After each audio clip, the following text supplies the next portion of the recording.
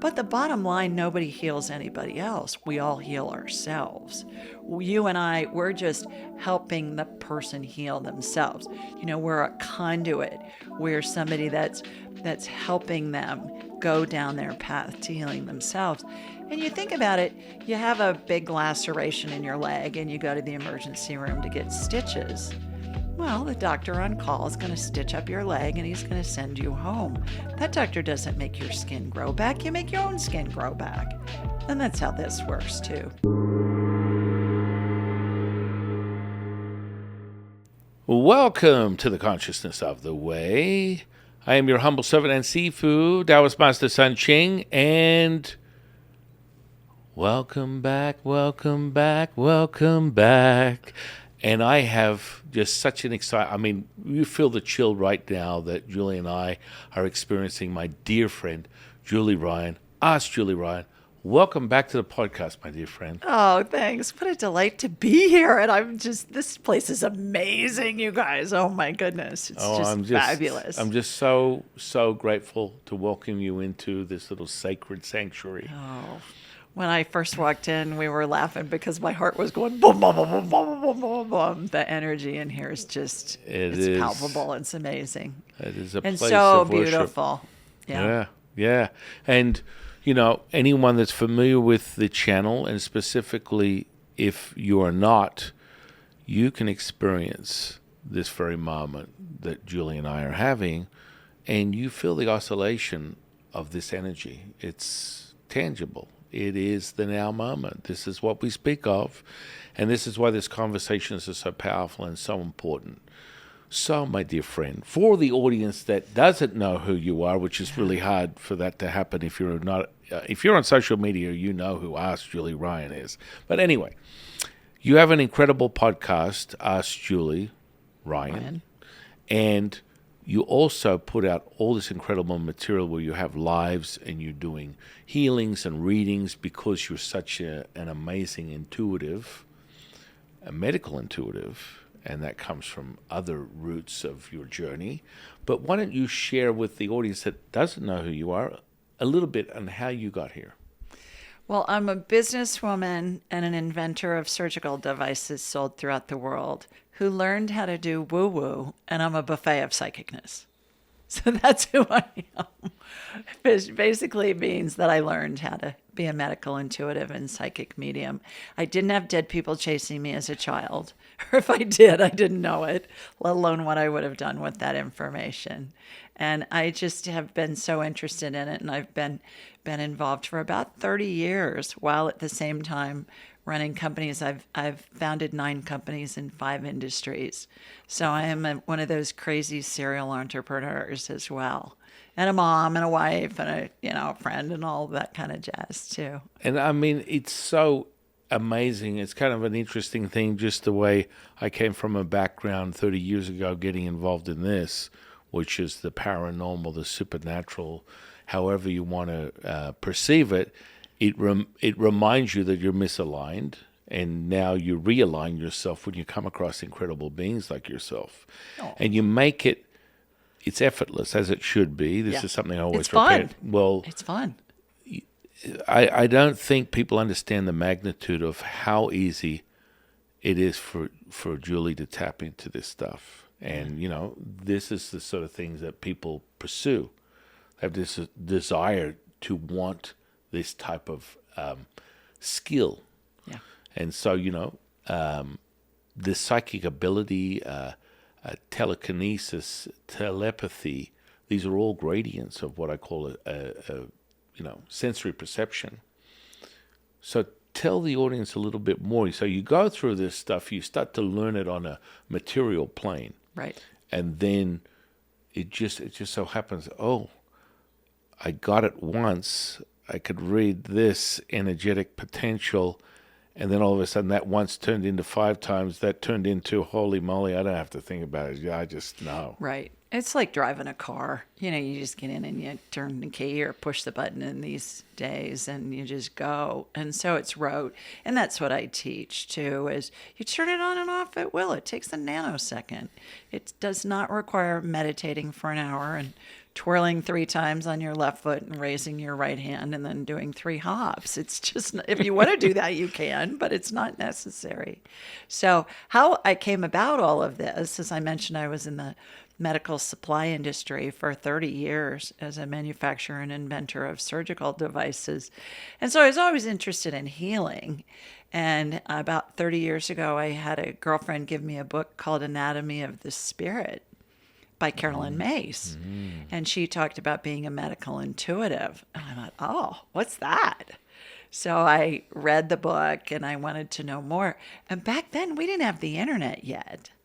So I did the old-fashioned thing and I went to a bookstore to see what else I could find. And I found a book called Hands of Light by Barbara Brennan, who's a former NASA physicist who parlayed very complex quantum physics principles into understandable English for the non-scientific mind. That would be me.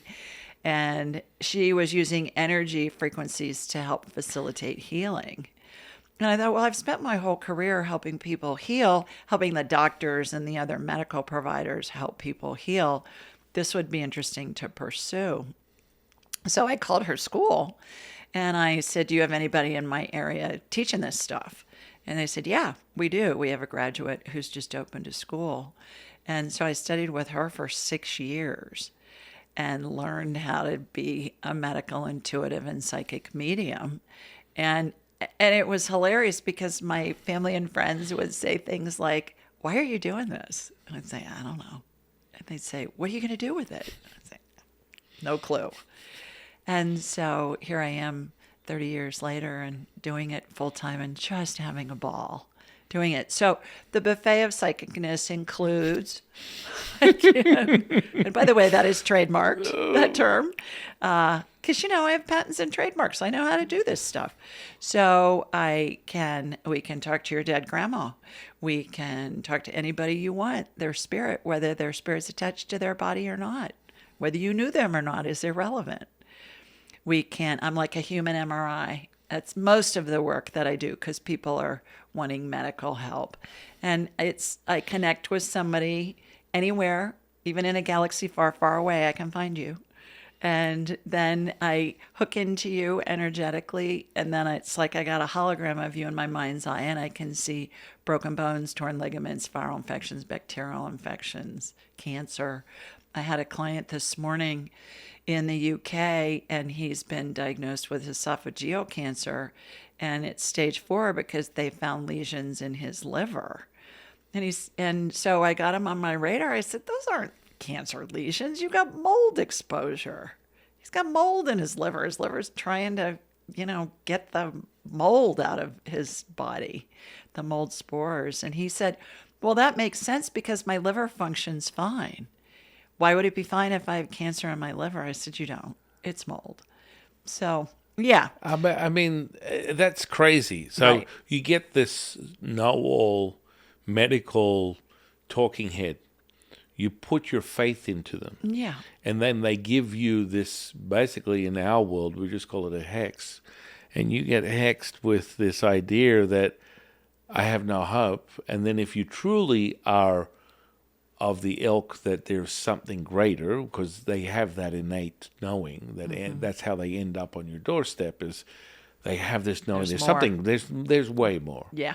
And so intuitively he knew, it's like I need to find someone that actually knows what the hell they're talking about. Right. And so when you get that, like that charge we got right now, that feeling, Right. and he realized that he was given a death sentence technically for someone that would be what you would consider weak-minded. That would be not a definition, but something in that sense. So if we walk into this without any understanding of what you and I know, and you get a diagnosis from a doctor, and it's like, I guess I'm dying. I guess they said it's stage 4. That means that I don't have very long to live. I'm sure he was given a timeline that was very limited, and hey, guess what? It's time to just take care of your affairs. How incredibly parasitic, really, I'm going to use that word, because it takes away the free will of the individual. Mm-hmm. And so reinforcing that by coming in the presence of you and being able to take a deeper look and a knowing how expansive, just experiencing this guy's energy right now, he feels like he's on top of the world because he has a whole new view, Right. a deeper breath. Right. And it turns out that they have a water leak in their master bath, and they found massive black mold behind the wall where the toilet had been leaking for a couple of years. My goodness. I said, "Where's the water leak?" He said, "We just found it last week. Wow. And we've got mold behind this wall." I said, "Well, yeah, you've been breathing that in. And that's what's going on." And I think you bring up a really great point, Son, and that is that we have the capability to heal. Everything's healable. The body is programmed to heal. And sometimes the healing is death. Not that often, but when somebody is finished with their adventures here on planet Earth, and they want to go back to heaven or go back to spirit, whatever you want to call it, pure spirit form, that's a healing in itself as well. But this guy, it was a situation where he said that resonates so much with me because I knew my liver's working fine. All of my labs and everything showed it. Isn't that weird? Like, how weird is that? That so even the blood work is Right. the evidence of how now. Where do you get stage 4 cancer with blood work that says Because that these everything? lesions showed up on the CT scan. Well, of course, let's jump to the conclusion that it's cancer. Exactly. Right. Wow. So when I'm watching healings happen, so when I'm working with somebody, something will be identified, and then immediately thereafter there will be some type of energetic healing that will begin. And that can take the form of something getting added, something getting removed. I watch procedures all the time in my mind's eye that emulate what I saw in surgery for all those decades. Same instruments, same devices, things like that. Sometimes I see healings that utilize methodologies and devices that haven't been invented yet. And it's pretty common to hear me say, "Oh, this is cool. I haven't seen this before." And that's appealing to my inventor brain. And then once I see it, then I'll see it with other clients. So that's really a lot of the work that I do, the medical stuff.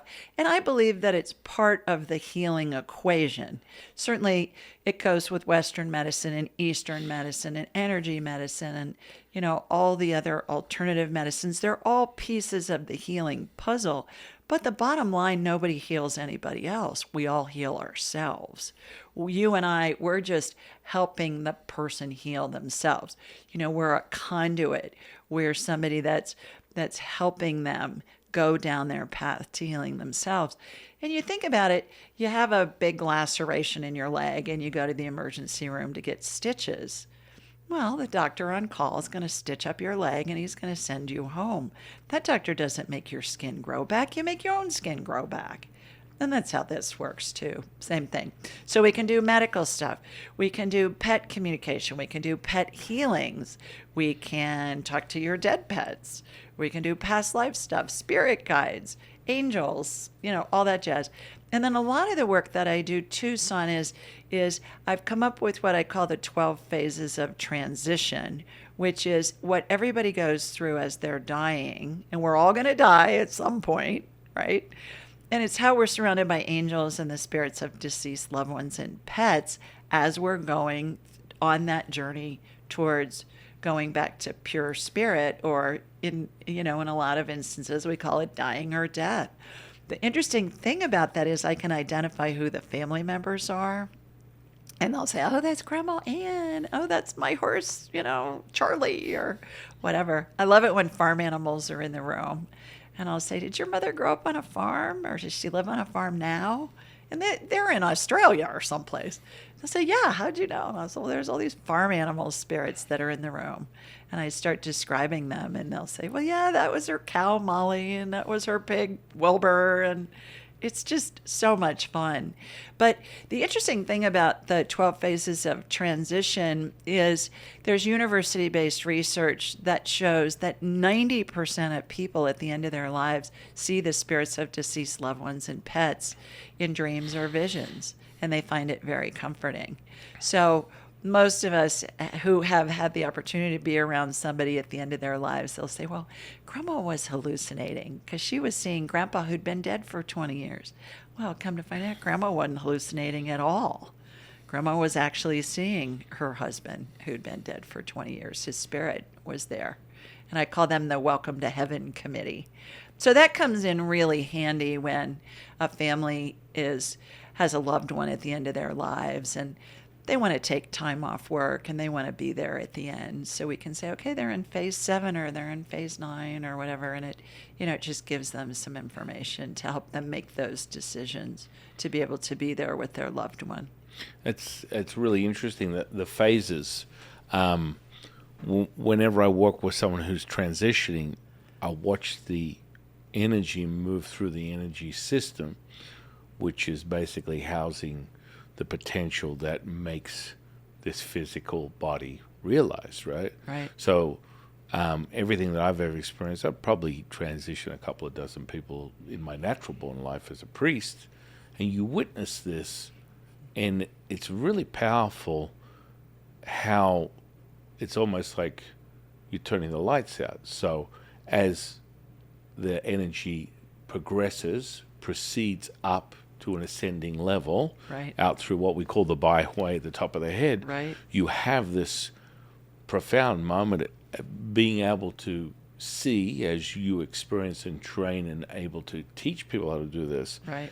there's an incredible expansion that takes place. And that would be very very much in line with how you were describing it, how 90% of people see the veil removed and they're in tune with their loved ones that have passed before them, because they've now removed the distraction of the physical body, and they're now able to be at one with that ether. Well, and to your point, how I perceive it and how I teach it is that the spirit exits through the top of the head. And Interesting. it hangs that. on. Yeah. Yeah, I So love that. I love that. Correlates Yeah, with what yeah. you've experienced. And it looks like a cartoon caption bubble or a speech bubble where the character's thoughts or what they're saying, is in that. And then the other interesting thing to me is that it's always the closest maternal spirit that runs the show from the spirit world for the dying person. So in my case, my mother's deceased, so it would be my mother. If she was still alive, it would be her mother. If my maternal grandmother was still alive, it would be my maternal great-grandmother, my mother's mother's mother. And I find that interesting, all on the maternal path. I thought, maybe God had like a air traffic control division in heaven and would dispatch angels to go help the person transition. I thought maybe it would be their guardian angel, and their guardian angel certainly is always there, but it's the maternal spirit that's running the show. We were talking about that when we were at one of your altars here earlier when I first arrived here at the temple, and we were talking about the feminine energy and how it's the source. And I was just telling you that one of my favorite episodes of yours is the one on the Immaculate Conception and the Virgin Mary, and how, the mother spirit is the source. I mean, we're the ones that birth the babies. And we think, okay, we're done when our kids are grown. No, we're not. We're helping them from beyond the grave and doing all of that. So that's the first spirit that shows up. And then the other spirit is the paternal spirit. Again, always on the maternal side. My dad's deceased. If he was still alive, it would be my maternal grandfather, and on up the maternal line still. In Judaism, a child is not considered Jewish unless the mother's Jewish. So it's always on that maternal line again. And so then these angels show up. They call in the angels. And angels look, I'm 12 years Catholic schools, right? So Catholic school girl, I'm going to picture angels like they're depicted in the paintings and statuary. Big wings, white gown, barefoot, rope belts, they all look like Stepford angels, Stepford wife angels. They all look the same to me. Is that what angels really look like? No, that's how they appear to me, because that's how I was taught they look. It's going to always come in, the energy is always going to come in our own personal frame of reference. how we can understand it. And they form a circle around the person who's dying. And then as the person's getting closer to death, that circle opens up into a horseshoe and then eventually a straight line across the foot of the bed, let's say, if the patient's in a bed. And there are a couple of nuances that happen along those lines. May I share them? Yeah, of course. Okay. The first one is the pet spirits come in about phase 5-ish or so, and I call it the dog pound. They're all in this one area, whether it be a horse or a cat or a dog or whatever. And a lot of people get comfort from that their pet spirits are there, for all the people who just adore their pets. And so that's number one. The other thing is about phase 6, there are 2 extra angels that show up, and they're on either side of the spirit bubble. And the first time I saw all of this stuff, son, was when my own mother was dying in 2002. And my heart was breaking because she was dying. And at the same time, I'm watching all this stuff, all this woo-woo stuff happen. And I'm thinking, this is going to be interesting. So it was like balancing the scale of the grief and the wonder at the same time. And so about phase 9, those angels' wings on either side of the spirit bubble start to move. And it's a very slow, rhythmic movement that reminds me of a giant owl. Have you ever seen a giant owl in flight? They're silent. You can almost feel the drag from those massive wings.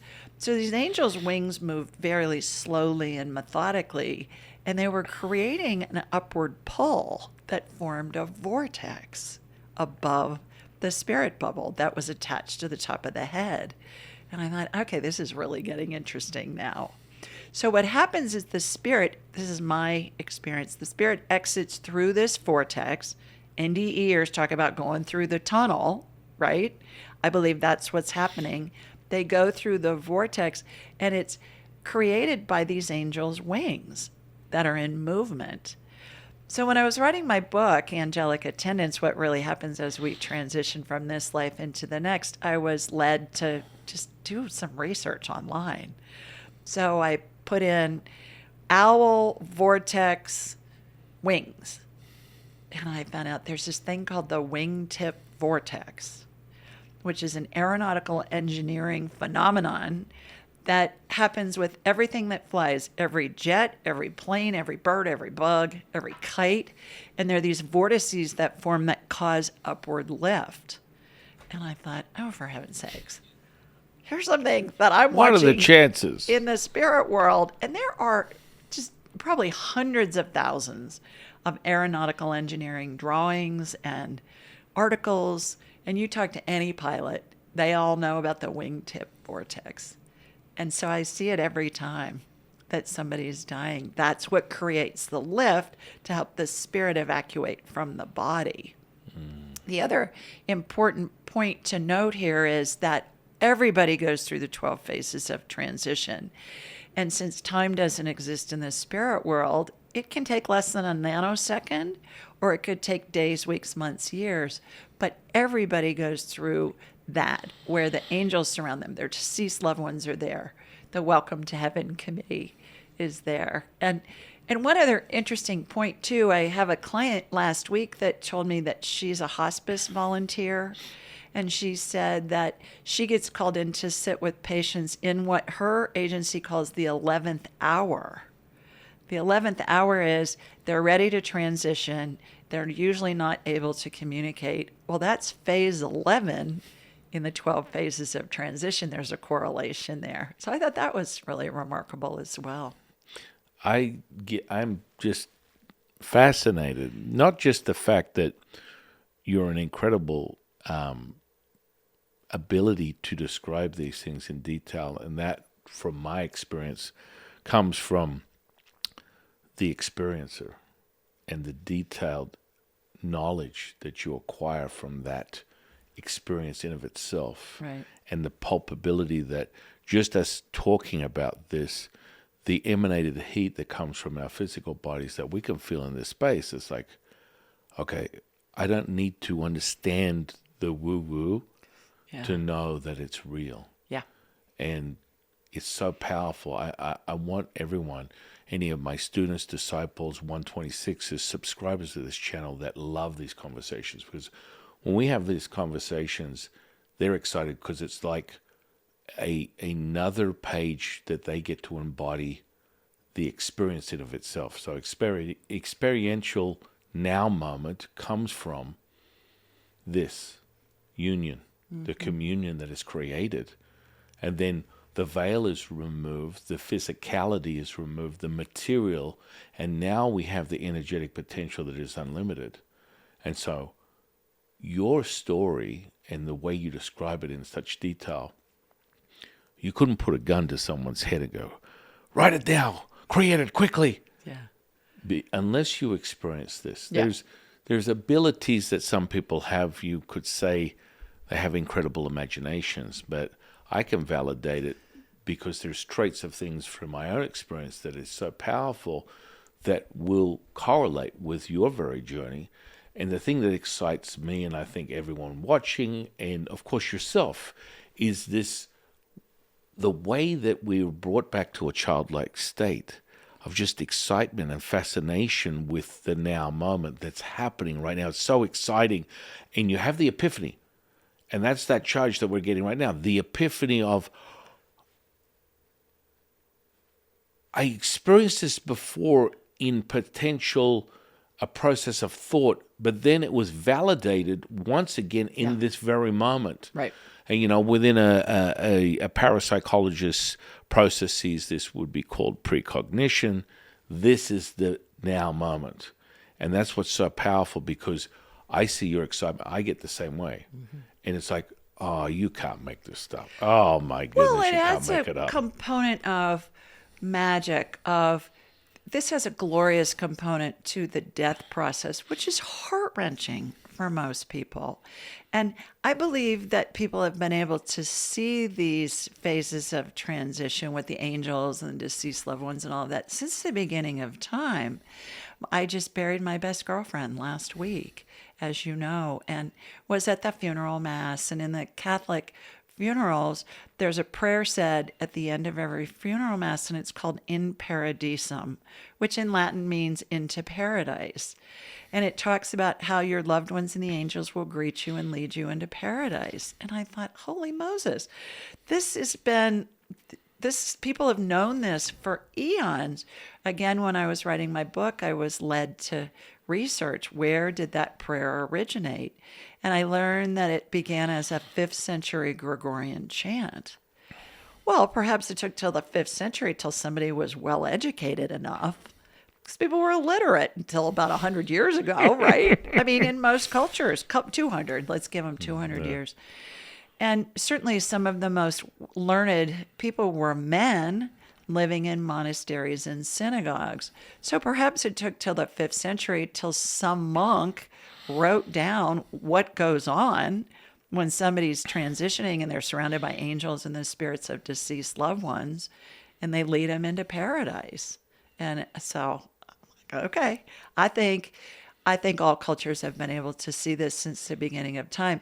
And as we've become more well-educated, let's say in the last 150 to 200 years, especially in our Western societies, we want proof. We're very proof-based, and we've lost a lot of that, mystique and the legends and Blind all of faith. that. Yeah. Exactly. But now the research is showing that what we've been able to experience since the beginning of time really is true. And it's really there. And everybody can learn to experience it. Most people that read my book will send me, not most, a lot of people that have read my book have sent me emails and texts and things off of my social media pages saying, God, I just thought my dad was hallucinating. Or, this happened. My loved one was talking to spirits like they were in the room sitting next to him, and this person's been dead for 80 years. Or they'll see somebody who will, and medical staff too, especially nurses that work in the ICU, CCU, emergency room, hospice. They'll say that their patients most of the time will talk about their deceased loved ones in the room. Sometimes religious figures will be seen by the dying person. Again, that's predicated on what their belief system is. Can be Buddha, can be Jesus, can be Mohammed, can be whomever. And, and then the animals too. So it's so comforting to the family when they know that they're surrounded by angels and these deceased loved ones. And then when they get to heaven, when they're carried to heaven by the angels, it's so fun because when they cross the pearly gates, which looks like this big yellowish whitish plasma wall to me, I can hear this roar go up like in a football stadium, when a touchdown is scored. I can just hear it go, sun's here, fabulous. And everybody's cheering, and it's really quite a welcome home to heaven or whatever you want to call it. Well, it's like what you're doing in your ability to remove that veil, and that comes from that sensory perception, right? Mm-hmm. That development of that clear sense, right, is really basically you're experiencing what is behind that now. Right. And so I find it interesting that people get caught up in it. I mean, that you referenced that podcast. My dear friend James Tunney, we talk about the spiritual consciousness. Yeah. And there's a distinct difference between that and consciousness in of itself. We, my dear friend, are talking about ancient ritual. We're talking about that connection with your lineage, a deeper rooted understanding of that power and that charge we're getting right now. The more I talk about it, the more you feel it. That is the whole purpose of this, is to turn back to that. Mm-hmm. And he is a devout Catholic, and he's deep into the mysticism. He's deep into understanding that fear is a construct that is generated from the human being experience, but is manipulated by this other narrative that is dictating and basically commandeering your attention, which ultimately is the seed of your creation. Without your intention, you have nothing. You cannot create from this material without the ability to move through what we call within Taoism, finding that center point, the Vesika, the Wu-Ji, the woo-woo. The woo. You taught me that. Right. The first time I ever heard anybody, I think you were on my show. Right. And you said, well, you got woo excited. is like You're the like, sword. you got excited because I've been doing this whole time. I know. Yeah. And cut grief about it. People said, well, that's very disrespectful. I go, but it's fun. It's supposed to be fun. It's pure love. Again, the subjective, limited perception when someone has to pass judgment, in of itself, shows them where they are on their own. Their own needle is not getting very high on the gauge when it comes to allowing and truly understanding the power of that. Yeah. And so when we hit that veil, and within the Taoist model, that veil is to move through that Wu, to enter that Wu-Ji is the imagination. That's the gateway to all things. I agree. And once you get there, all bets are off. And just as you were talking, this is the charge we get right now, the feeling that we're having just by being present, by oscillating with the knowing both of us have. Right. The audience will experience the same thing. That's an expansive chill, which is the presence of the primordial mother. Yeah, there you go. Again. And so we talk about that. People are like, did you just say the mother? And I was like, damn straight I did. Yeah. You get right down to the brass tacks. And this is what Tunney and I are really clear of, because there's an absolute, as you mentioned, we mentioned it in conversation before this, there is a straight up psyop. And you may call it some type of 3-letter organization. That just seems to be the appropriate commandeering of your attention, intention. It's coming from another force that wants to take your attention away from realizing that you are the maestro. So once you realize that it's not in your mind is all things. And that's the real potent part. It's like, oh, let's talk about psychology. Let's talk about psyche. Well, this was very much constructed so you separate the fact that your mind is separate from your body, that it's in the mind. It's not reality. You're just thinking it. It's a transitory thought. It's not going to ever amount to anything. The sobering reality is when that imagination removes the veil, and the veil was that you were separate. Mm-hmm. And all of a sudden, your ability to commandeer this 50 trillion cells to access anything at will is the present moment. Right. And so a thought, a seed, a spark from what you perceive as your mind is actually the creation of anything and everything within this material space. Mm-hmm. So now you're absent of being separate. And then all of a sudden, when you think it, it is so. Healing is instant. Manifestation is instant. Magic is instant. This is the very fabric of that, because within Taoism, we talk about the mother, the primordial mother, is perfection. And so you as a seeker, as an experiencer of this realm, if you want to call it that, is distorting and creating distortion through your attention intention. You are taking the mother and you're distorting everything to energy. So now we identify with energy. Now energy is potential for this polarizing duality, right? So you have this power, you're welding, but you don't realize that there is no separation. Mm-hmm. So you're on a journey to return to your knowing, but from that, you're like, okay, San Qing's like, okay, so what is it? I summarize it like this. It's light to wave to matter to particle, realized with your attention, intention, creating and cutting from the cloth of the mother, perfection, creating distortion, which is a different energetic profile. So when you create this mic, this chair, these bodies, it's distorted. It's not of the highest frequency. It's cut from the mother. So now you have to return to the mother. So to return to the mother is that remembrance. And once you remember, you know. Yeah. And that's that feeling that we have, because we spoke briefly of a guest we both had, and may he rest in peace and forever be whole, dear Tom Palladino. Right. That moment was Holy Moses. There is clearly no separation. He talked about the 0 point. He talked about this scalar wave, which is what I'm referencing, why I mentioned him, was that scalar wave, that 0 point energy that a quantum physicist would call the fabric of reality, which is quantum, the entanglement. You and I, call the woo-woo, which is the mother, the primordial mother that we go back to.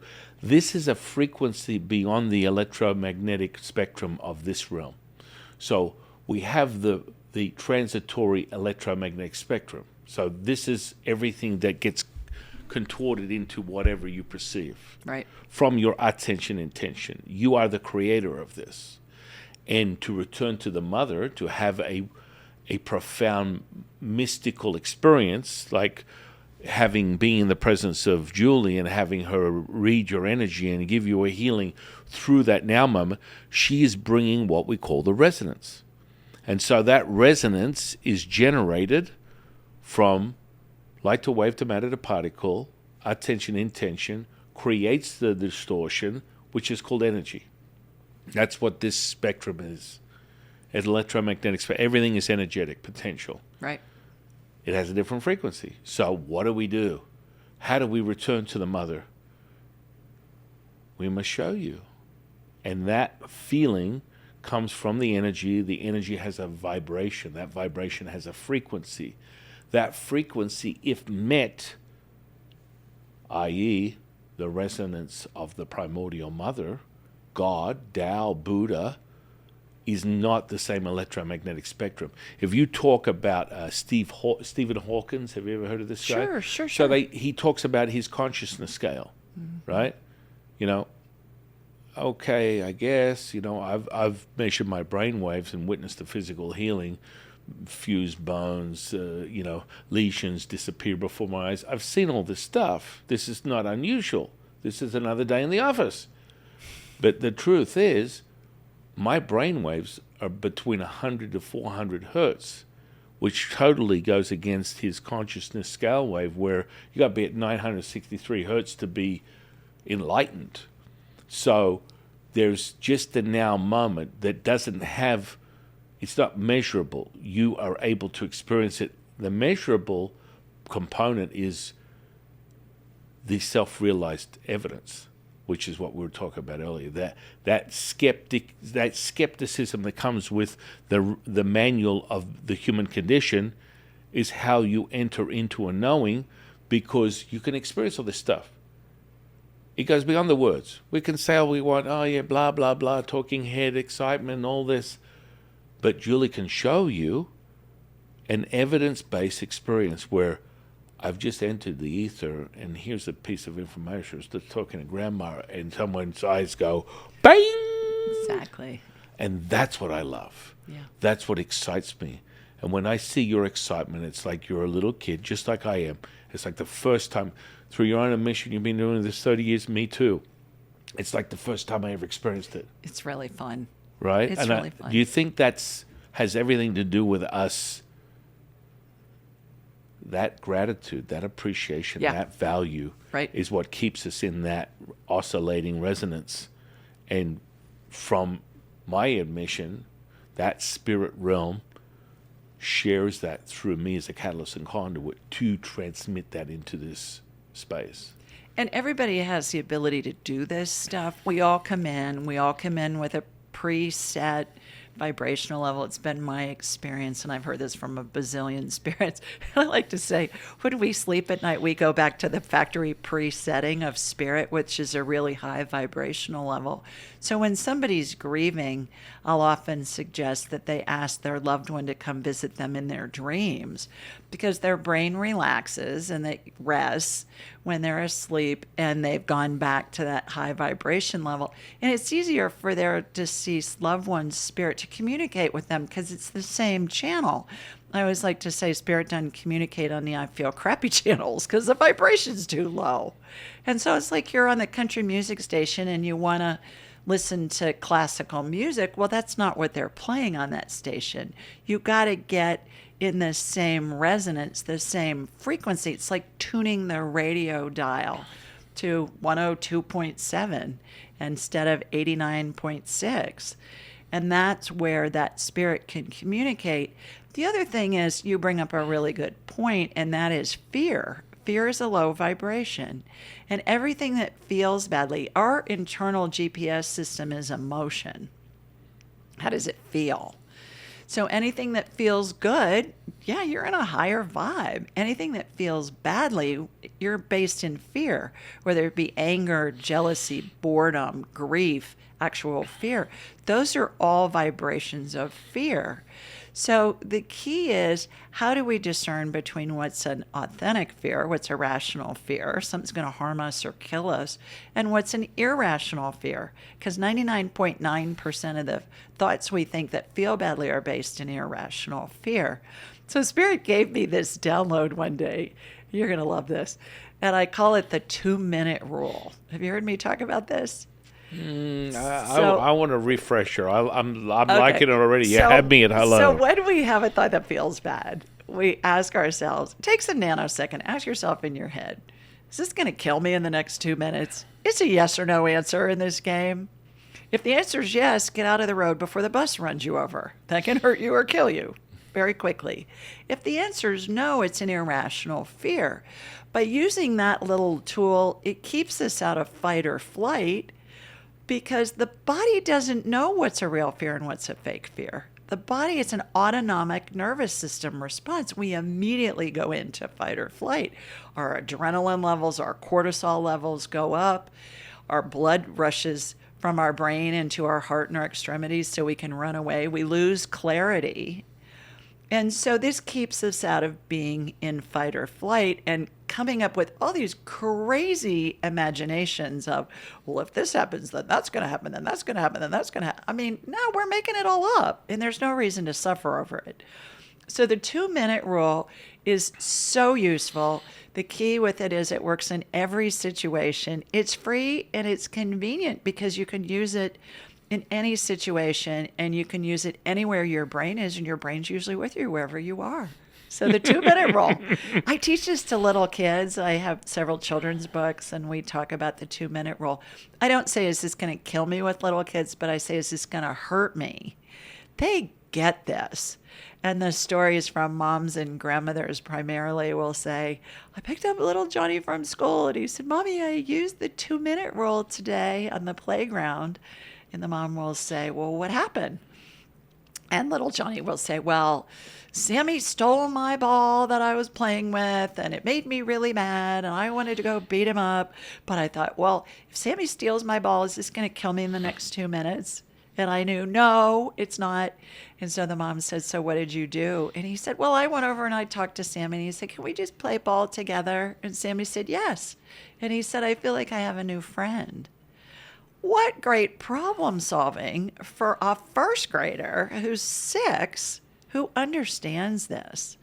And so it's a principle to all this stuff that I teach. You've got to stay in a high vibration in order to get guidance, in order to be able to communicate with spirit, in order to do any of this stuff that you and I do. And this is just a really easy way to do it. I love that. I love that. It's sort of entry level for any Taoist seeker is that emotional state. Right. Right. And realizing that your emotions don't control you, you control your emotions. Right. So many authoritarians do not like that dialogue because that would empower the individual with the idea that they have complete dominion over themselves. Well, how are people controlled? Through fear. I mean, we saw that with the pandemic, for God's sakes. It was just like people were doing stupid stuff. You wear a mask walking into a restaurant and you'd walk 3 feet to your table and then you could take your mask off like the air was different. It didn't make any sense. And then it's come out that the whole 6-foot thing was, they just pull it out of the air. They had no research that showed that that was going to do anything. I mean, the stories are just endless. And we think about, well, yeah, but we were told to do that. Well, but did it make sense? No. Well, of course not. But I mean, this comes out of a controlling rule book that many different sort of mind control methods, right, from everything from Marxism to communism. Since the beginning of time. This is the playbook. This is how you control someone through their mind. It doesn't come any other way. That's why Tani and I talk about the spiritual consciousness. This parasite is being injected into the very idea that the thoughts that you have are actually yours. And so this brings us right back to your validation, where you must maintain the resonance, which is the line that you hold from a frequency. And if you can hold that frequency, that resonance will be met with equal to or greater than, and it will be realized. Right. And so if you're playing, for the audience, playing in this lower frequency, lower vibration, which would come from the emotional state, which is another distorted version of the mother, because it's all energy potential. Right. So mastering those emotions, absolutely critical. Right. That should be the thing. Now, we have within Taoism as a 4-second rule. And so the 4-second is death, right? So your ability to master the emotional state, erase it, because it is distortion, will be mastered by that 4-second rule. So 4 within Taoism is S and Su. These are two pronunciations that mean very different things. If you say it one way, it means 4. If you say it another way, it means death. Oh, jeez. And so that tonality is so critical to any sort of native from China or any Asian culture and Asian, mystical journey, i.e. Taoism. Understanding this variable on the tonality can be a matter of life or death for yourself. So when you're able to master the emotional state, identify it, and erase it within a count of 4, death turns into 4. And so that's that epiphany moment. Oh, okay. I'm going to take the 4, not the death. Thank you. Yeah. Well, and the great point about that too is that our thoughts don't have a meaning until we give them a meaning. You know, you show somebody a painting of just a blue heron, let's say, and somebody from some culture might say, "Oh, that's evil. That's bad luck. You don't want that in my house. I don't want anything to do with it." Somebody else would say, "Oh, I love blue herons. They used to, be near the river that I played in when I was a child," and all of that. We assign a meaning to our thoughts, and our thoughts don't originate in our heads. They're just thoughts. We have tons of them.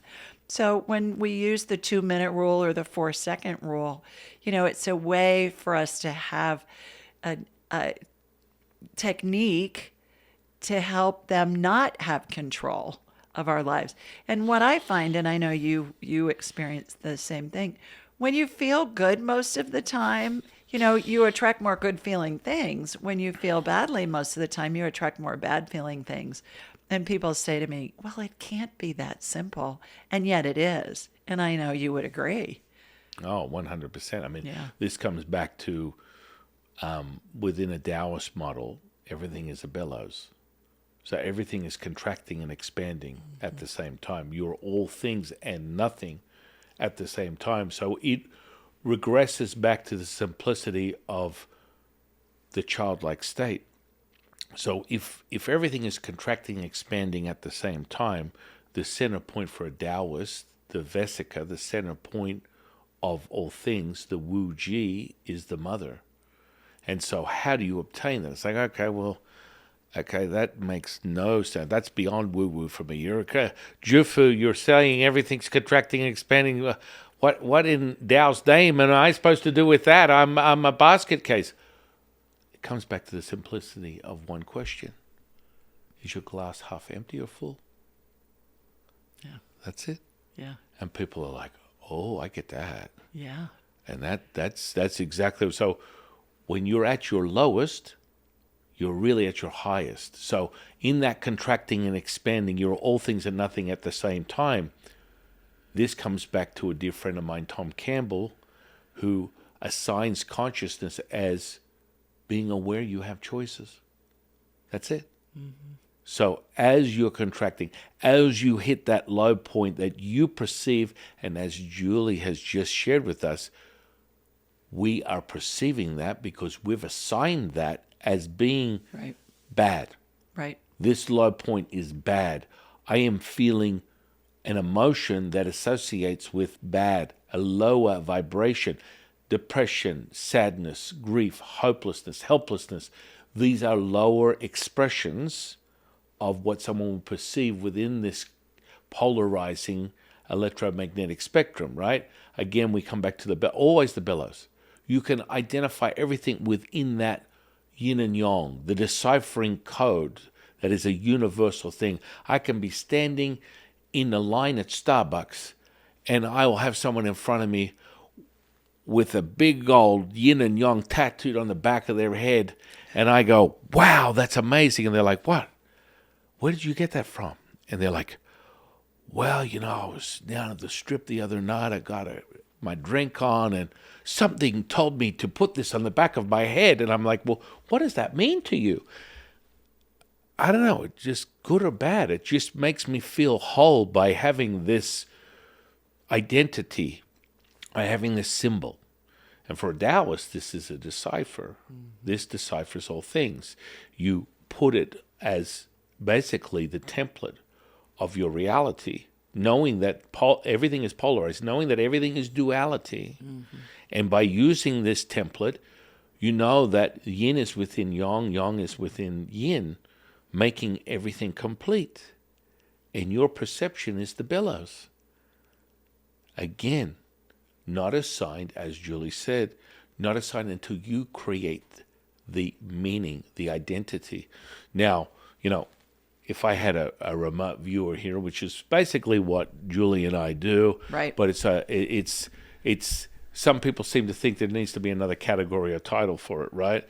but that's all the same. It's all part of the bigger picture, right? The part of that cultivational practice. So I had a dear friend of mine, Gail. She's a remote viewer, and she refines the messaging as what they call ideograms, right? So this is your ability to generate through the divinity, through this physicality. The divinity is the frequency that is transmitting through, as Julie and I have called it, we're the conduit, the catalyst for this. Right. It's transmitted through the physical body. The way that I move my hands, the charge that you get, the feeling of the energy, this is the very now moment. This is your ability to access that, and the mother presents itself. It's like the electromagnetic potential is the currency that we use here. This is the currency. So why not embrace it? Why not get excited by what is possible? And that's where incredible conduits like Julie or myself show you the mother, show you God, show you Buddha, and that gives you the ability to have that, once again, back to the bellows, one more time, just in case someone didn't hear me, the mirroring effect. Yep. The mirroring effect of that. And people have heard about this concept of mirroring effect. And perhaps maybe you've talked about it yourself, or you acknowledge what I'm saying. That mirroring effect is, go and look in the mirror. Take a look at what is staring back at you. And all of a sudden, we use mirror magic within Taoist magic. You will become whole. Mm-hmm. What's another example of this polarizing Jufu? What are you talking about, yin and yang? Close your eyes. Open them. This is the polarizing effect of now. You have just presented the yin and yang. Breathe in. Breathe out. Another expression of yin and yang. Everything presents itself this way. It doesn't get any more simplistic. You can use this template of yin and yang in everything, which is very much a part of Taoist metaphysics. And people bring us to that knowing through the yin and yang. You could look at it and realize that this is evidence of an atom. Mm-hmm. You can't make this stuff up. Right. Well, and we need that duality too, I believe, because we're here to create. Well, when you know what you don't want, it helps you create what you do want. Because if we didn't know what we didn't want, everything would just be hunky all the time. And we wouldn't have any incentive to create. And I think we're all a fractal of the divine. I believe. We're all a fractal of the divine. And I think we'll go a step further, Yeah. It's like, I feel like that's that separate. Tony would be, Yeah. Okay, I know I'm a fractal of the divine. And once we connect with spirit, we can do it all. The remote viewing thing, when I was a little girl, I used to watch Bewitched. It was my favorite show. I used to love that show. Samantha Stevens. And Isn't she still alive? I don't know. I think she might. I think she's like Elizabeth 90. Montgomery. I think she might be 95. Is that right? But I thought, when I grow up, I want to be like her. I want to wiggle my nose and just, be someplace else, or snap my fingers and be someplace else, or call Mother or Uncle Arthur or Dr. Bombay and have them come in right away. Well, that's what we do. Our heads are like big satellite dishes, and they receive and they transmit frequencies in order to get in touch with any deceased loved one, or anybody for that matter. It doesn't matter whether you knew them or not. You just think of them. And that hooks our satellite dish head into their frequency. And then it opens something similar to a two-way radio communication.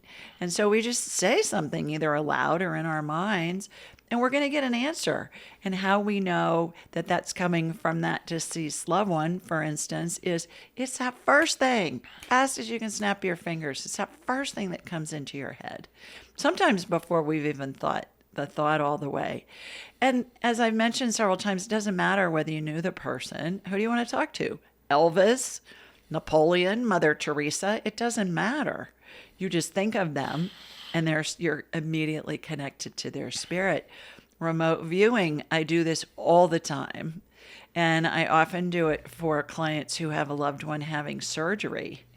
And so I can scan the person real time in the operating room. I can read the anesthesia equipment. I can tell you how many surgeons are in the room. I can tell you the patient's guardian angels over the head of anesthesia. I can tell you the loved one spirits that are in a semicircle at the foot of the OR table and all of that. What'd Samantha Stevens do? She'd snap her fingers and she'd be in a different place. So once we connect with spirit, we have the ability to do it all. Everybody has the ability. It's just a matter of developing and then enhancing it. So I laugh. I always think whoever wrote that screenplay knew woo-woo, because a lot of the stuff that's in that TV show, which is still a classic, I think it's probably still on Hulu or something, and we can still watch it. And it really depicts, I think, spirituality and the abilities. The other thing that cracks me up about this whole woo-woo space is it's like medicine. You know, you got the pet psychics and you got the medical intuitives and you got the mediums that talk to dead people. Once you connect with spirit, you can do it all. Why is it segregated? I don't understand that. So I teach it all. It's like you connect with spirit, then you can take it anywhere you want. And everybody has the ability. I think that's the big takeaway, is that a lot of people think, well, I couldn't do that. Well, sure you can. It's just learning how. Yeah, I love that, because it is the now moment. Right. It's just like we were talking about. It's the center point. Right. It's the Vesica. It's the Wu-Ji. Yeah. It's the mother. And it's not, people talk about light speed or beyond light speed. This is beyond light speed. This is now. Yeah. You think it and it is realized. Right. And that's that part where we remove the veil of separation. And again, through your own journey, you share with us, I want to be like Bewitched. I want to wiggle like my Samantha nose. Stevens. Right. Yeah. There was a transmission of divinity through your own curiosity. As a gave you that- 5-year-old. It gave you that Yeah. knowing that was going to be realized in this I incarnation. never thought of it that way. Oh, yeah. Oh, good point. Yeah, yeah. I had a guy on my show recently named Simon Bone who did a hypnotism thing on me. I'd never been hypnotized before. And this will be interesting. You know, I wanted to see what it felt like and everything. And our question was, where did my interest in healing and where did my healing abilities originate? And so we did this real time. I don't remember what the episode is. I think we released it a couple of months ago. And it happened on a planet. It wasn't a star. It wasn't a planet. It was a star, 500 billion light years away. And I could see everything that happened, and I could see this light come in and all this stuff come down on me, and this energy and everything. And I was going, okay, you just can't make this stuff up. Right. I mean, right. and a lot of the stuff that I do and the stuff that you do too, I always laugh and I think, I'm not that creative. I can't make this stuff up. I didn't know that your grandmother, her favorite flower was purple pansies, and she grew them in her garden. And now Grandma in Heaven's saying, go plant some purple pansies in your garden to remind you of me, stuff like that. And I find that it's just so fascinating and energizing and delightful when we have all of these signs from spirit that are going, yeah, you're on it, son, you're on it, girl, yeah, you're doing it. It's this is validation of what's happening. It's validation, but I want the audience to be clear. It's validation for the seeker. Yeah. Whereas I know this from my own experience. I'm not looking for validation from anybody. Right. And so when you are now the present moment, it just is. So I'm not looking for you to, tell me I'm the next coming of Jesus or I'm the healer of all healers. That now moment will present itself with the information, will present itself with the light, will present itself with the energy, and it will be realized by the seeker. That happens to be coming to Julie for information. Right. And because Julie's not invested in it, it becomes realized that the information is palpable, it's tangible, it's verifiable.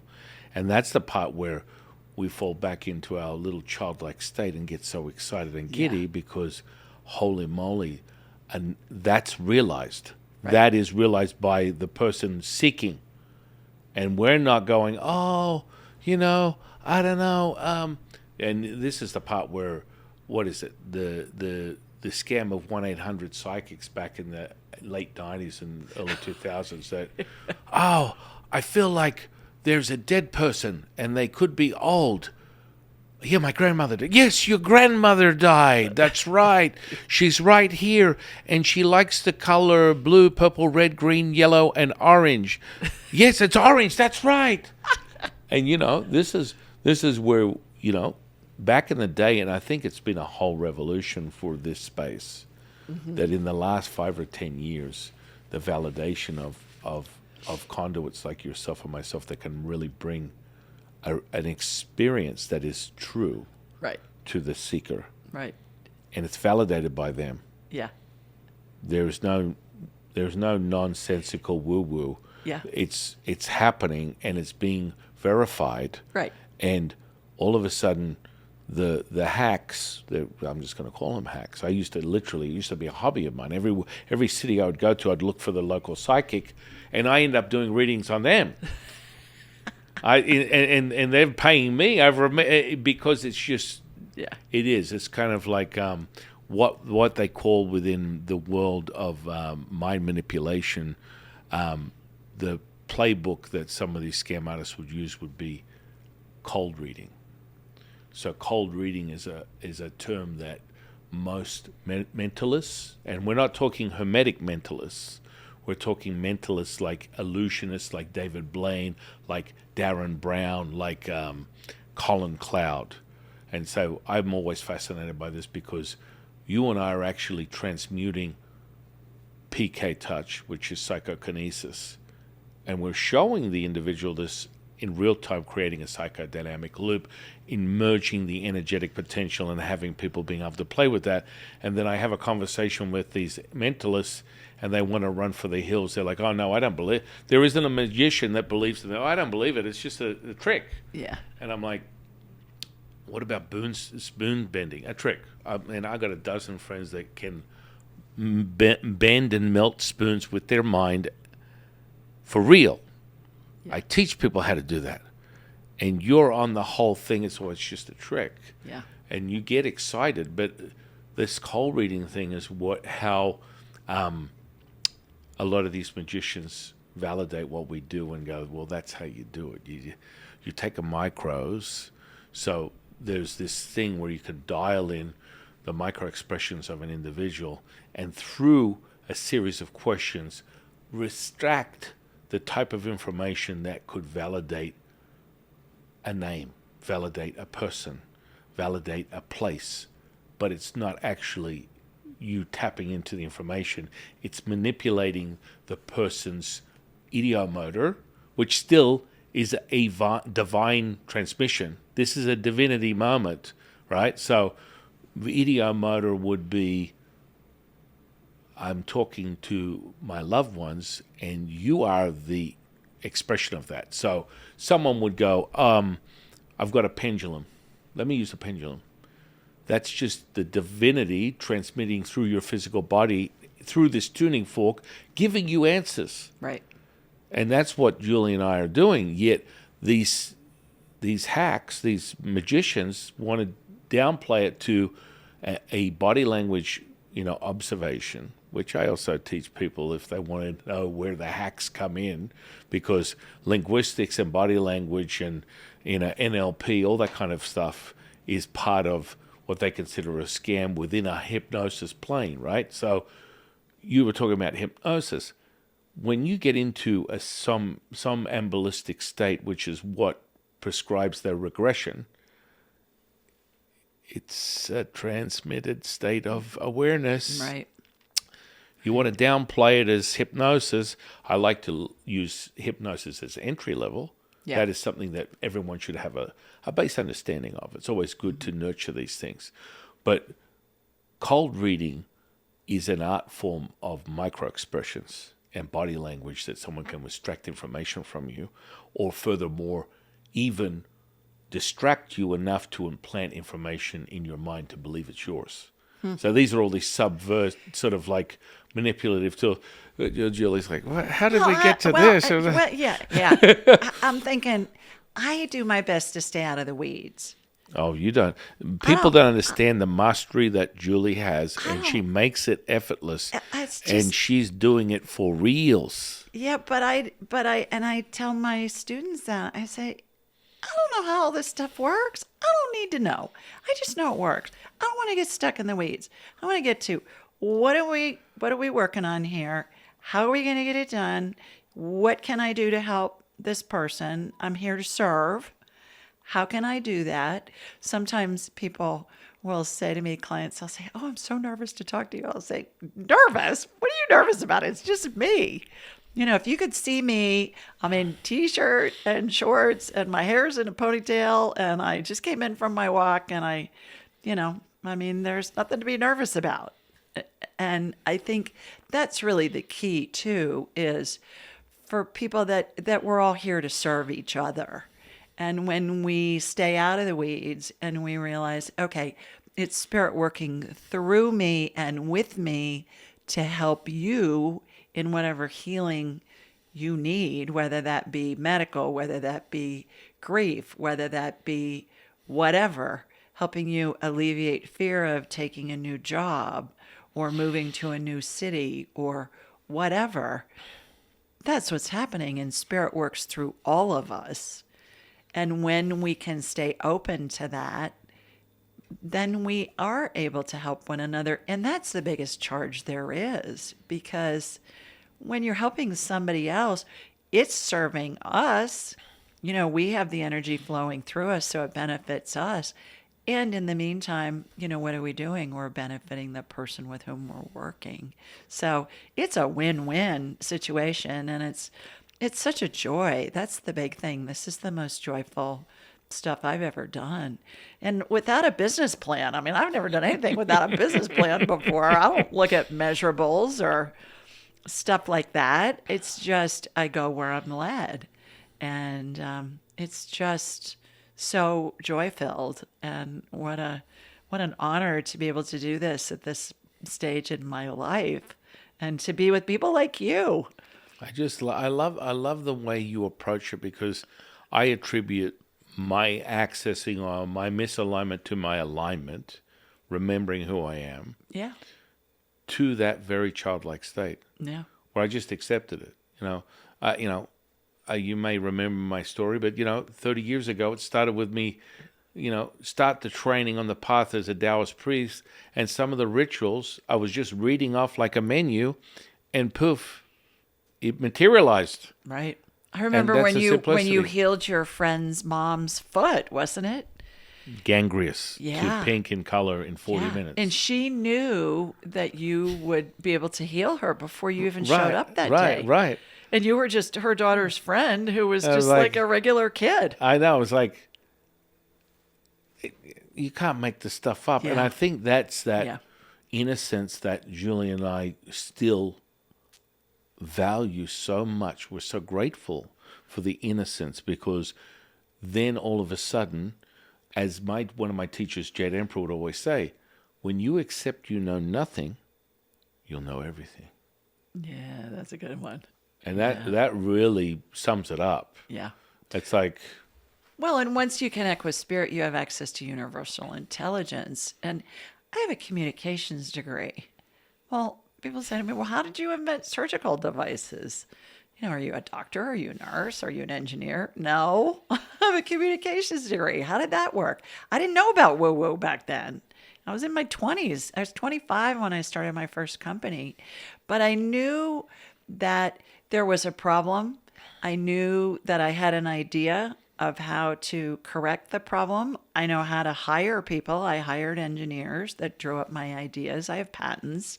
And so where did that come from? That came from those thoughts that came into my head because I was resonating on that frequency where those thoughts could match that frequency come into my head. And then I had to find the golden ovary courage to act on it. You know, guys have brass balls, girls have golden ovaries. You knew that, right? I was like, wow, what? Yeah. What? Golden ovary courage to take that step. And I think that's where a lot of people get hung up, is we're being guided all the time on everything in our lives, and people are just afraid to act on it. Well, nothing happens unless you take action. And that's really the missing link. That whole secret, when that was out, 20 years ago, and they'd say, just do your visualizations, just do your, yes, I'm healthy, yes, I'm fit, all of that, but, you're eating Fritos for breakfast, lunch, and dinner, and you're not getting any exercise. Well, you can do all the affirmations you need. That mindset is part of the equation, but the other part is to be able to take action. And think of creation, right? When we create anything, we have an idea, and unless we take action, nothing ever happens. Nothing materializes in everything. So, Well, that comes right back to the bellows. The bellows. And so, we as Taoists, we start with the void. Right. From the void creates the light.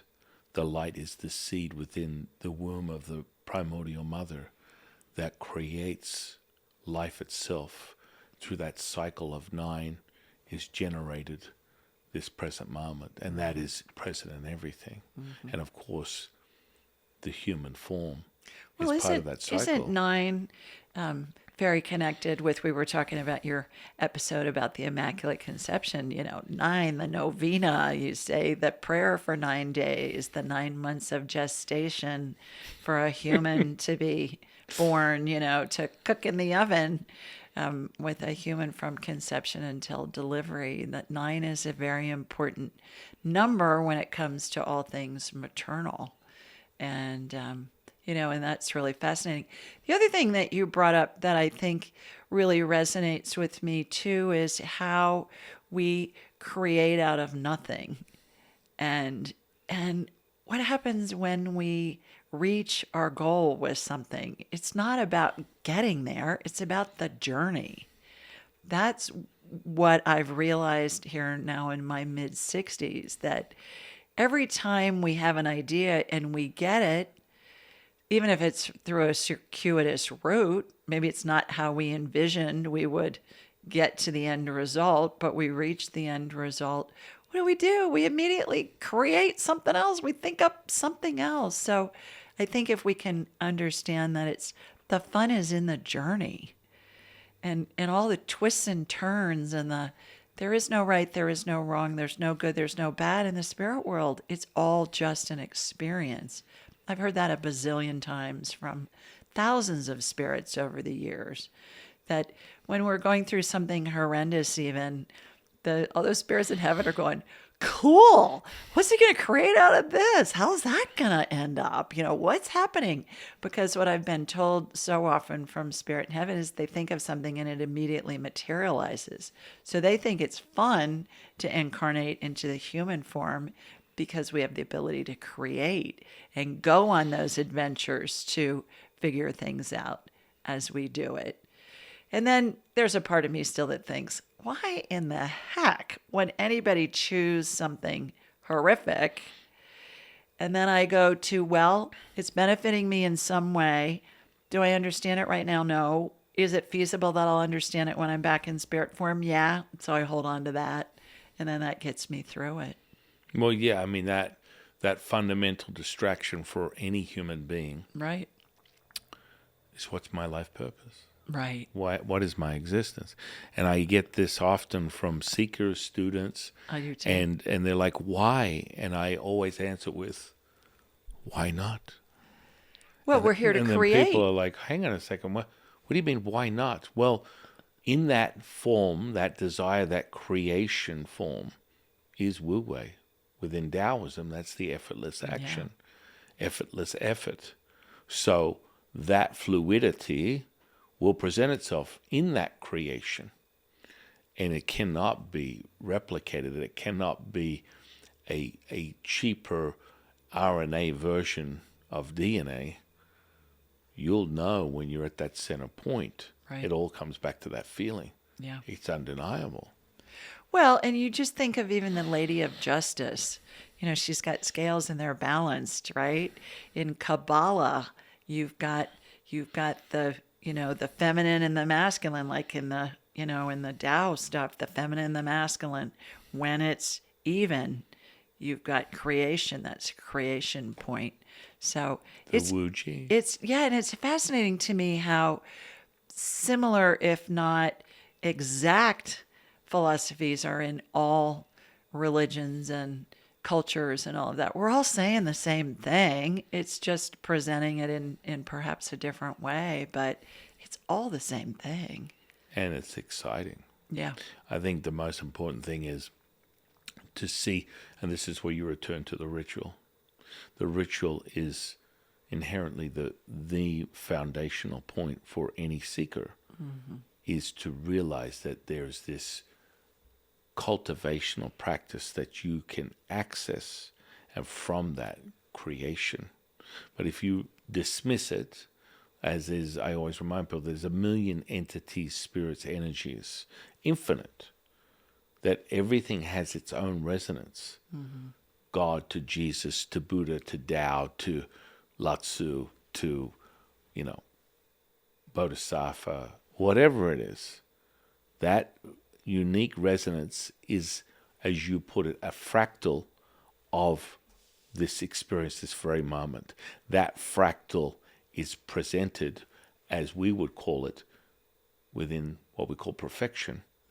And so that fractal would be identified within a Taoist path as a facet of the diamond. And that facet will still be whole, but it's, as you turn it in the light, it presents a different perspective, a different perception, yet it's still from the diamond. It's still from perfection. And so that fractal will show itself. And so for Julie and I, she presents it in the form of spirit. Spirit speaks to her, giving her the guidance and the verification, the self-realized now moment that can be transmuted in this frequency, in this material world. That is not a figment of your imagination. You're able to verify. Right.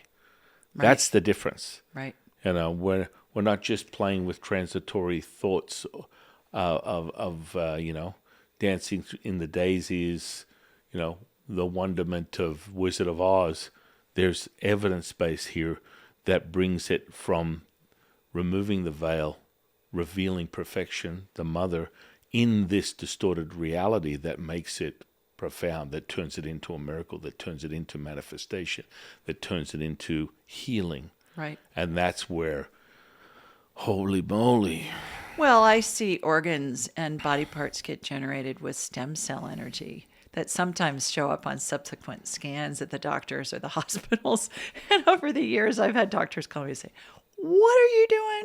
How does this stuff work?"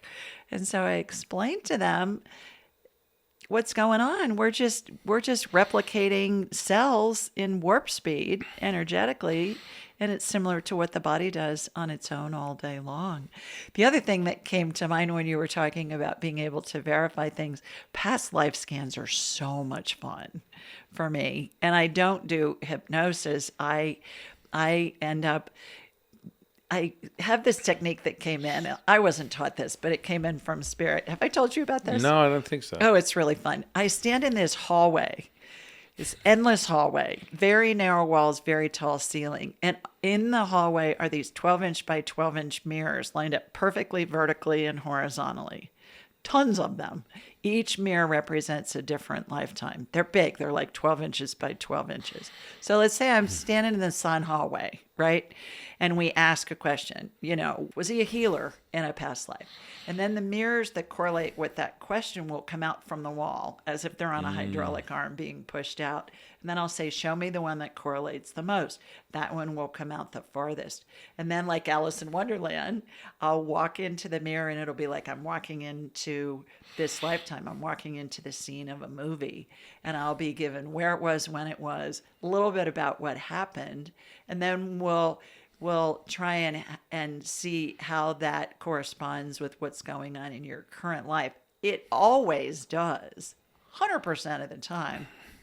And oftentimes I'll see a semblance of a script that will repeat in multiple lifetimes. And we're looking at that basic script from a different perspective, different time, oftentimes different gender, different set of circumstances, same basic script. Like you're a healer, maybe you were a doctor, at the North Pole in an encampment or something, and you were still healing, but now you're a healer, but you're using different modalities or a combination of modalities. And I like to talk in analogies a lot because I think it gives our human minds a frame of reference for all this woo-woo stuff we're doing. And my analogy for past lives and these scripts that repeat is, think of Hamlet. How many times has Hamlet been performed since Shakespeare wrote it in 1602? Who knows? But certainly same script, but you think about, where was it performed? By whom? In what language? What was happening at that time in the world or in that area? Who were the actors? Who was the director? Was it inside? Was it outside? All those variables create a different perspective of the same script. And that's what I see happen through multiple lifetimes. Have you experienced something similar to that? Yeah, it's interesting you put it that way. When I do past life reading on people, normally I just get them in a comfortable position. They close their eyes. It's like the backdrop of the void. Yeah. And the second that the information is transmitted to me, I go back 9 lives. Yeah. And the first life comes in, and they're literally watching a vivid movie in their third eye as I explain it, and all the energetic potential is experienced through their body, right, through the story, right, and they're like, holy crap, this is crazy. Yeah. And so you just go from one to the next, bringing them to the present moment, and then each experience has like a code that will correlate and ultimately in the end give that experiencer the message that's necessary to help guide them for now. Yeah. Well, it's interesting when I see the amount of mirrors that come out that correspond with what our question is. So I can say, okay, you've had a bunch of lifetimes where you've been exploring this. And then I cut to the chase. Show me the one that correlates the most. And oftentimes we get information that we can validate and corroborate with historic documentation online. And that's really fun when that happens. I was working with a guy in his 40s, and I got that he was an RAF pilot, and we got his name, and we got where he was stationed and all that stuff. He was able to find all that stuff online. That's just one example. I have thousands of examples. But it's interesting to me, too, that we explore these different themes, and certainly we come in with many scripts of things we want to explore and experience in each lifetime. But I find it fascinating how we'll look at it from a different perspective. And it's kind of like, you go to kindergarten and you learn your ABCs and all that stuff. Well, by the time you're in the 5th grade, you don't need to repeat kindergarten, but you're looking at the ABCs perhaps from a different perspective, because now you've learned how to join them and form words, and you've memorized the words, and you've learned how to sound out the words that are utilizing those letters. And it's a similar situation that I find fascinating. Past lives are so much fun to explore. Again, it's part of the buffet of psychicness. Yeah. You connect with spirit, you can do it all. Yeah. I mean, as you said, we're not using hypnosis. It's just a now moment. Right. It's like that fabric, the mother, is present in all things. Yeah. It's your ability to resonate, to access that and return to yourself. Right. That is absent of the delusion of this material world. What do you think about us living multiple lifetimes concurrently? Sure. I mean, there is no limitation. There's no limit. It's for you to experience. So just the idea is the very seed. This is what comes from the premise or the definition of ideogram, which is an idea put in motion with a divinative messaging through this tuning fork that creates a symbol, a language, something that you can define and refine as your own that will validate your truth. So I kind of feel like Scooby Doo when I think about that. I just want to go, her? What? And so I go to the, do I understand it? No. Is it feasible? Yes. Have I heard that it's a real thing from many spirits? Yes. Over many years. So I figure when I get to heaven, I'll know. Well, it comes down to the feeling, right? And so when you hear it, Yeah. it feels real. emanates through your Yeah. physical body. You feel expansive. So that's it. It's a knowing. Yeah, but I can't explain Touchdown. it. You don't have to. But I don't have to. I don't have to be in the weeds on it. Yeah, It doesn't mean exactly. it doesn't. I mean, it means much of nothing. You can have a talking head ramble on with all this stuff that they've book learnt, Yeah. and then, which is quite frankly, a lot of people right now are book learnt people, and they go, yes, and there's the causal body and the astral body and the this body and that body, and when you go here, you're going to see that and that, and I can read that and I'm smelling a lot of the proverbial bullshit, unfortunately, because you can feel it and see it. I see the energetic potential because I'm trained in it just as you are. Right. You master these skills, and then you have a moment with you, just like we're having, where you feel it. And it's like, I don't need to care anything about that nonsense of what the definition is. right. I'm It's feeling it weeds. right now. It's weeds. As you Yeah. said, it's Yeah. in the weeds. It's Jade Emperor always reminds me of this, and I remind others. If you have to learn it, you do not know it. If you know it, you do not have to learn it. Yeah. And that comes from that now moment, that experience, and that part where you may contemplate intellectualizing, internalizing, introspective. These are all traits of the human condition which would keep you separate. There's like, as I always tell people, if you're thinking, you're not knowing. If you are feeling, you are all knowing. Well, that comes back to that internal GPS system, which is our feelings. How does something feel? Most people have gone against their gut feeling on something and they've regretted it. usually a lot of times. That's happened to somebody in a lifetime. And I think we're taught, though, in our Western culture, especially to intellectualize things. Don't follow your feelings. What is your brain telling you? What is the information that you can research telling you? And we've gotten away from that. So it's a matter of retraining ourselves to pay attention to how does it feel, regardless of what the experts say about something. If you turn on the news right now, you are contracting. Yeah. It's pretty much a commandeering of your attention. Right. And I always remind people, if you're emotional, you're suggestible. Right. Well, and if it bleeds, it leads. I mean, that's the MO of any news organization. What's the most horrific thing that we can report? Because what's it do? It generates fear. And then what happens when people are in fear? They watch more, they click more, all of that. It's all about the dollar. The more clicks, the more eyeballs, the more they can charge for the ad dollar. It's all about revenue. And people don't understand that when they watch the news and it's all awful and you feel awful after you've watched it. Well, they're helping you feel awful because they're raking in more ad dollars at the end of the day. And then we got back to your 2-minute rule. Exactly. Yeah. And that can validate and demystify all things. Yeah, and you're watching something that's taking place on the other side of the world. Certainly you can have compassion for those people, but you go to, instead of getting all wound up about it, is this going to kill me in the next 2 minutes? It's yes or no answer in this game. No but, doesn't count. But. No but. Yeah. Yeah, it's yes or no. Well, wow. I don't know. I think we could be here for, without sustenance or need for any type of sleep, we could be here for days. I think this has been an amazing conversation today, my dear friend.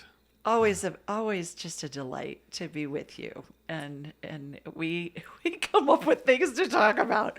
They can be mundane or, you know, earth-shattering, or from a planet far, far away. But it's always fun to compare notes. I learned so much from you, and I'm so honored that that I got to come here and Well, see I'm all just of this. so grateful to have you here, my dear friend. And this is the thing. It's like being able to always remember the student is the teacher is the student. I'm going to walk away from this conversation with so much more of a greater understanding of many things that you have brought to my attention that I wasn't aware of before. That's the whole purpose of it. You have epiphanies. I've had them through this whole conversation. Yeah. Anyone who's listening to this Yeah. is having the epiphanies and going, oh, wow. And so thank you so much. And I'm so grateful to have you in my life. I really am. It's like, I feel the same. it just, you can feel my heart swelling. You can feel this present moment. And it's love. It is, once again, as you spoke about it, that maternal connection that we all have. Right. And when you tune with that, I mean, what else do you need? Exactly. It really is amazing. So, in closing, why don't you share with the audience some of your offerings? I want everyone to go out, students, disciples, 126s, subscribers, and I want you to go out and under this podcast, we're going to have all of Julie's material, where to find her podcast, where to find one-on-one sessions with her, where to find her book, where to find all material that she's offering, which you have many classes and other things that people can do crash courses in. Why don't you share with the audience? Yeah, everything is at AskJulieRyan.com. And if anybody wants a free copy of my book, we'll send you a free digital and audiobook download. Just go to JulieRyanGift.com, or if you go to AskJulieRyan.com, it's right on the homepage. You can click a button and we'll send you a free copy. Share it with your family and friends, because the information on Angelic Attendants, what happens when somebody's dying, it's so comforting to people. And usually people are looking for this information, where they have a loved one who's in their last phases of their life, or they've just lost a loved one. And it's just so comforting for them. So that would be terrific. And then everything's at Ask Julie Ryan, all my socials, AskJulieRyan.com, Ask Julie Ryan on YouTube. We've got a Spanish channel, Ask Julie Ryan Espanol. We're releasing Ask Julie Ryan Portuguese here in the next week or so. We'll have French and German by the end of the year, separate YouTube channels. I do a live show most Thursday nights, and you can call in or you can join on the YouTube live stream and submit a question. And people call in from all over the world. It's a blast. We can, talk to Fluffy the dog, and we can talk to somebody's dead grandma, and I can scan you energetically, medically, and we can do a past life thing. It's a crapshoot. We're here in Vegas. It's a crapshoot. I never know who is going to call. I never know what their question's going to be. I never know what Spirit's answer is going to be. And that's happening tomorrow. It happens Thursday Yeah. nights, most Thursday nights, on all my socials at Ask Julie Ryan, Instagram, Facebook, all the other ones. We'll put up a note. Okay, live show tonight. Call in.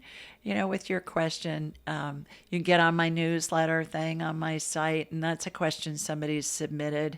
And so I answer it in a blog, and we'll put in there, hey, remember, if you got a question, call into the show. And so I've got my live in-person class in November. I do it once a year, and it's in Atlanta, Georgia, November 1st through the 3rd. You learn how to do the whole buffet of psychicness, and it's such a blast. It is so, so, so much fun. So we'll be at the Kimpton Hotel. We've rented out the whole hotel, and people come in from all over the world for my class, and it's called Angelic Attendant Training. So go to AskJulieRyan.com. You'll see the pop-up for the training, or you can go to AskJulieRyan.com/AAT for Angelic Attendant Training. Come join us in Atlanta, November 1st through the 3rd at the Kimpton Hotel. Well, go out, and I want you guys to check it all out. And again, I can't even say it enough. I'm just grateful to have you here, and you just warm my heart and make me feel whole. Oh. And that's really part of what it is that you bring to this space is that just perfection. And that's part of the mother. That's what happens when you are able to ascend and attune to this energy. And don't take my word for it. Experience it for yourself. And you will. You're going to feel it on this podcast. But go to Julie's lives. Go and enjoy just the incredible gifts that she shares with us. Thank you, my dear friend. Oh, Really thank grateful you. to be It's here. been a delight and an honor to be here with you. And in closing, I am your humble servant and Sifu, Taoist Master San Qing, and I'll see you in the next one, guys.